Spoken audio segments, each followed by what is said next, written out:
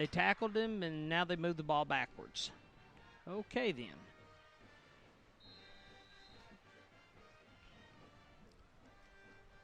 Reed back in shotgun formation. Wide receivers 3 to the left. Reed rolls out. Looks like he's going to keep. Dives forward for maybe 2 or 3. There is a flag on the play. The initial signal is going to be a hold against Gate City. That's Gate City's second penalty of the night. That's going to be 20 yards already in penalties for them compared to just 5 for Marion.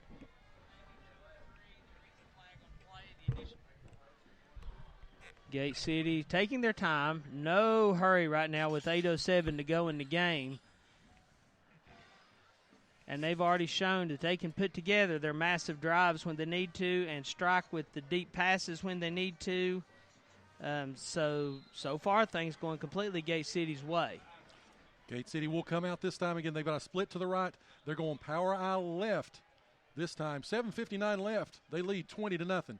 And this time they're going to give it to Blanton, who goes to the right-hand side, and he will be swallowed up give him 2, maybe 3 yards on that one. Again, backed up on the penalty. And it's going to be second down and about 20.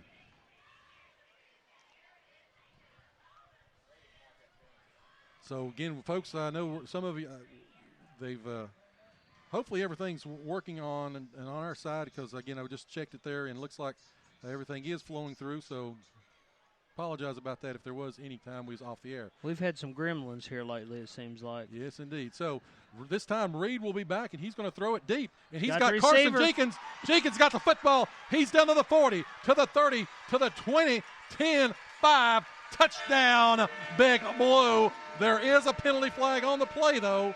That flag came quick. The flag was thrown before Reed even released the ball. So it's going to be interesting to see what they call on this. Again, got over the top. Great job. Gate City, they are burning Marion consistently. They're playing man-to-man on them, daring them to throw it. And right now, Gate City doing a great job of making them pay. Ineligible man downfield. As they're going to say, everybody come back. That's going to be about half the distance to the goal. It's going to put Gate City on their own 5-yard line. I'm not sure how there's even time for an ineligible receiver to get downfield. He threw it so quick. I mean, unless he's Usain Bolt and ran 10 yards within about a half a second. I don't understand. While that. You were trying to diagnose the initial problems we were having there on the kickoff, Jenkins caught the ball, ran about 5 yards forward, was tackled, so they promptly moved him back 8 yards. Anyway, again, like I said, don't want to throw but wow. Okay, so this time it's going to be second down and 21. That was a 1-yard penalty. So half the distance to go, I guess, that is that far. Anyway, Reed's got the football. He's in the end zone. He's going to roll around to the left. I'm glad he got out. He needs to tuck that ball in. And he's going to be taken out of bounds. Ooh. And the ball came out, but he was out of bounds, and he got up to right around the 13, 14-yard line. So the clock stops. 6:55 left here in the first half. Gate City leads 20-0, and this will be third down and about 16 yards. I think this might be Gate City's first third down of the game. I don't have one scored for them yet. Well, that's a good sign when they've not had to go to third down. It's a great night when they're – all right, so they're in 4 wide receiver set this time. Reed's going to roll, and he's going to get out to John Andre Mack about the 20, and Moss comes all the way down the field and tackles him about the 25-yard line. However, that is going to be short by about 5, maybe 6 yards. So Gate City looks like they're going to be in punting formation as John Sally goes back deep for the Blue Devils. First time tonight, but, of course, that was aided by those 2 penalties, and Oregon, we would be talking about another Blue Devil score. Again, things like that can change momentums. You never know. Something happens here, we'll have to see. So John Sally's back. He's standing on his 10-yard line. Snaps back, and kick is up. He's got it down to about the 45-yard line, and that's where he's going to be downed. Christian Hilton called for a fair catch, and then he sort of slid and fell, and he's got the ball about the 45-yard line. So Marion starts on their side of the field on their own 45-yard line. Gate City leads 20-0, 6:05 left in the first quarter, or first half, excuse me. Again, make sure you join us at the halftime Campus Drive-In Halftime Show. It will be an extended show as we've got Homecoming 2019. Again, we'll have scores and highlights from around the region as well as a recap of this first half. Chris, the Blue Devils extremely great play, and the officiating, I think, are the two stories so far the first half. Well, one thing I love about this job, I asked you up front when you brought me on if I could just state my feelings, and you said absolutely. Absolutely. So I'm going to call it as I see it, and right now I've been scratching my head. Tate, on the quarterback keeper, he goes around the right-hand side. He's going to pick up about 3 yards on the play, and it's going to set up 2nd down and 7. Clock runs, 5:45 left, first half. Again, Gate City with a 20-0 lead. Marion looks like they're going to have 2 receivers right, 2 left, and once again, it'll be number 13, Zach Mead, in the backfield for the Scarlet Hurricanes. All right, so Gate City walks up a linebacker or two, and Tate's going to drop back. He's being pressured to the right-hand side. Football is going to be thrown out of bounds, incomplete, as Tate was looking to try to hit number 36. That's Zach Richardson, the 5'11", 185-pound senior. Was incomplete, too high for him, so it's going to set up 3rd down and about 7. 5:20 left. Blue Devils lead 20-0. Marion just doesn't seem to be in sync on their pass plays. There's really not been one that close to a receiver yet tonight. You know, they're up and down. Last week they scored 41 against Lebanon. They scored 18 total the previous 2 weeks. So, again, inconsistency on the offensive side. As Tate drops back on 3rd down, and he's going to try to keep it, and he's going to roll to the right-hand side. He's going to be taken down. He will be short by about 2 yards, and he gets into Gate City territory, but, again, he'll be about 2 yards short of the first down. Mark the ball about the 47-yard line of Gate City. So Marion looks to, again, Tate being the quarterback as well as their punter. Can't really tell if they're in their formation yet or not. Well, it does have its advantages. Could be a quick kick. You never know. I think they're going to go for it. 2 receivers left. They've got a power back set to the right-hand side, and they're going to try to run that way. And Meade will be stopped, and it's going to be a fumble picked up by DeAndre Mack. He is going to go. Yes, ladies and gentlemen, you'll find Mack in the end zone. Touchdown, Big Blue. Meade tried to go around the side. He was stripped. Mack got it and took it all the way back to the house. About a 46-yard fumble recovery. 4:25 left.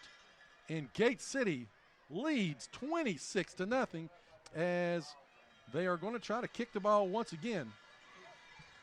I believe at this point I would just go for 2. Well, I mean, it's not an insult to the kickers, but Marion has not shown really the ability to stop Gate City in short yard situations. Give it to Calhoun, pick up the 2-point conversion. Looking to try to work maybe Breed in as the kicker. I don't know, but again, they'll try another extra point. Well, that's a good point. If as the way the game's shaping up right now, if you're wanting to work someone else in, this is a good time to practice it. Again, the Reed is there to kick, and the snap comes back to Sally. Kick is up, and kick is going to be good.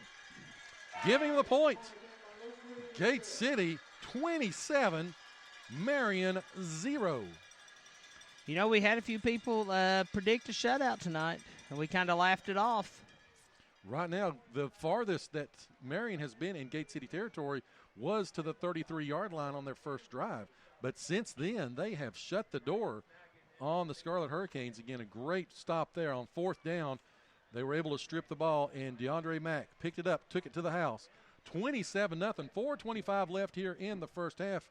Chris, what do you got score-wise around the region? Wise Central just scored again. They ran from 7 yards out, went for 2, no good, so they lead battle right now 12-7. Over in Tennessee, Sullivan Central struck almost immediately, and they lead Sullivan East 7-0. That's the game that I said that somebody's got to win it. I think Larry and Andy said that game is representative of the counting down the days till the consolidation of Sullivan County schools. Yeah, if I'm not mistaken, I've already missed that score, though. I think I picked Central 3-2. Sorry about the over and under. The over and according under to Chris, shot. was 5. So on the first play of scrimmage, they're over. All right, so 4:25 left as Blanton, again, kicking left to right on your radio dial. Again, they'll be kicking deep. Marion has sort of walked up, though. Again, that will the back deep for the Scarlet Hurricanes will be Christian Hilton and number 1, Bradley Thomas. Farragut just missed 43-yard field goal, so they're nothing in Dobbins-Bennett. Blanton kicks it, and he's going to get it down to about the 17-yard line. Here comes Marion, and he's got some room on the right-hand side. He's going to go up the sideline and stops and keeps going. He does go across midfield. It's knocked out of bounds about the 46-yard line by Brady Edwards. However, there is a penalty flag on the play, and I believe, well, with this officiating crew, it's hard telling what the call will be. I don't see how it couldn't either be a hold or a block in the back, but we shall see. Should be there it is. It's a hold against the Scarlet Hurricanes. So they called it a block in the back, and the official pulled down like it was a hold. So we'll have to take their word for it. So 42-yard line is where he got it up to, and that's where the penalty was. Excuse me. They're going to back it down to about the 32-yard line. The Scarlet Hurricanes will set up first down and 10 from their own 32-yard line. 4:16 left. Gate City leads 27-0. Chris, we're almost to a running clock situation here in the first half. I like this. I've got to get up early tomorrow to go to Knoxville to watch a big UT win.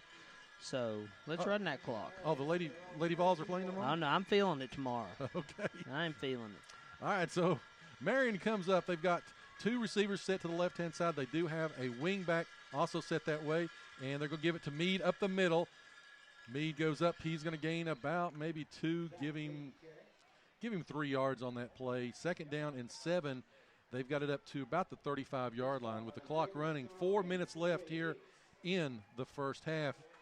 So, Joe, just so we know, I mean, it's not going to come to it, I don't believe, before halftime, but does the continuous clock, it does not start until the second half, regardless of the score, right? Correct. Mm-hmm. Speaking of surprises, Daniel Boone, Volunteer, tied 7-all. Larry and Andy picked that Volunteer to upset. I thought that they had the makings of being a decent game. Again, the Trailblazers are so injury depleted, but I still figure they had enough to take care of the Falcons. As Tate will get the ball snapped back, and he's going to take a quarterback keeper up the middle, but Calhoun in the middle as well as Luke Reed with the stop.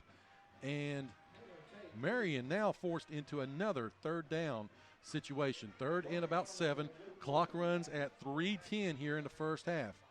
As looks like there's going to be a timeout. Gate City want to have a little bit extra time maybe when they get the football to try to put another one on the board here before halftime. So again, we've played extremely well. First defensive touchdown of the season. Big plays all over the place. This is the Gate City team that started off the season, Chris. Well, I know it's still early, and I know a lot can change at halftime, but this is the breakout game that we've all been waiting to see. They're finally putting it together in every aspect of the game right now. And, even with that said, Levi Roten is still not on the field. Again, that's another weapon, so whenever we can get him back healthy, get, some of these other guys going, things are starting to bode well as Gate City enters this portion of their schedule. As we mentioned in the pregame, starting to play teams that are their same size, 30, 35, 40-person rosters. Everybody at this point of the season is going to have beaten bangs and injuries. But, again, these Blue Devils, a lot of heart and a lot of fire tonight as they are taking it out on the Scarlet Hurricanes. 3:11 left here as Gate City, the players employing the fans to come alive again as the cowbells start to ring. It's third down and 7. Marion comes up. He's got 2 backs in the backfield this time. Tate will roll to the left-hand side. He's going to be flushed back across the field, and he's going to throw it incomplete. Now, Joe, how's that not intentional grounding? He was well out of the pocket, and there's no receiver within 20 yards of that ball. I think the official thought the guys on the sideline were the intended receiver. To me, that's the most blatant non-call of the game. There literally was at least 20 yards anywhere close to the nearest receiver. Coach Housewright saying the same thing down there to the official. And the quarterback was in the grasp, no less. Tate goes back to kick. He'll be standing on his own 22-yard line. That's irritating. Yes, indeed.